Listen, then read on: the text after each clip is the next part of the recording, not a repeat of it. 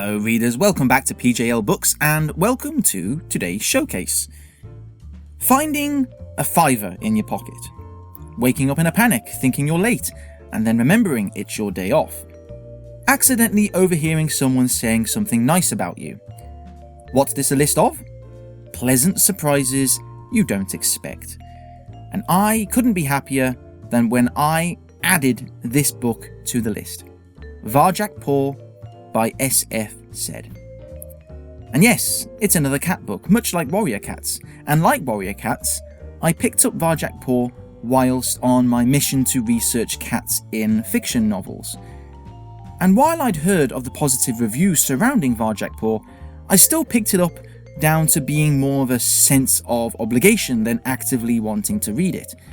After all, it's a small book, with big and spaced out writing interspersed even further by illustrations, so I expected a decent read aimed at the 8 to 12 range, nothing more than that. Well, what I got was something special. Now I can see why everyone who comes within reading distance of Varjak Paw raves about it. So what's it about? Well, the titular Varjak Paw is a kitten who lives in an isolated house on a hill. He's never left the house walls until a strange gentleman enters the house. Sensing that something's wrong, Varjak's grandfather ushers him out of the house with only a slither of information on a secret martial art for cats called The Way, and a mission to gather help before the house of cats become another victim to the mysterious vanishings. So far, so standard. Or so do you think. But my goodness, SF Said has such a way with words. The shortness and simplicity of the story belies a depth to it it's as if each and every word was painstakingly selected for just the right effect. There is not a drop of fat in this author's prose. It doesn't read like it was kept simple for the sake of the target audience, but rather to achieve this timeless, ageless quality. There's an almost zen-like feel to it, which is appropriate. Varjak Paw really is Warrior Cats meets the Karate Kid. As if the elegance of the prose weren't enough, the story itself resonates to readers from all walks of life. The main theme is of someone trying to find their right place in the world. Does that ring true for children? Of course. And adults too? You betcha. And that's where Varjak Paw dumbfounds me. At first glance, it looks like a simple novel with all the standard nuts and bolts.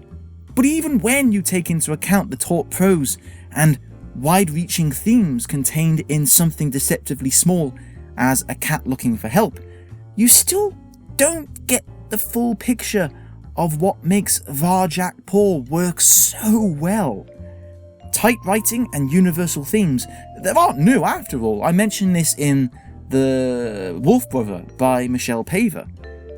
But it's only when you sit down with the book that you realise that Varjak Paw has something that strikes a deep chord with its reader. The way it sets up a powerful line of empathy between you, the reader, and Varjak, and then proceeds to yank it in every direction so you almost physically feel the same highs and lows as this kitten. What is it? I don't know. I'm really trying to think. Could it be the nervy, stylish illustrations by Dave McKean? Or the easily recognisable vulnerability and self-doubt that Varjak has? Possibly these and more. Look, what I'm saying is that this book has something very special beating at its heart that will make you think about it long after it's over. I don't think it's physically possible to read this book without feeling compelled to read the sequel, to be honest. The gap between finishing this book and picking up the next one, which was only a couple of days, was painful for me. Like I was suffering severe withdrawal symptoms from a book I'd only just picked up hours before. It sounds nasty, but when a book can make you feel that way, it's a very, very good thing. I don't care who you are, where you're from, or how old you are. Go and get this book. It is for everyone, and everyone should enjoy it and read it. And that's it for today's showcase. Thank you very much for listening, readers. The written version of this is going to be on my PJL Books website, the link of which is in the description below, so please check that out. Thank you very much for listening, and I'll see you next time. Bye bye.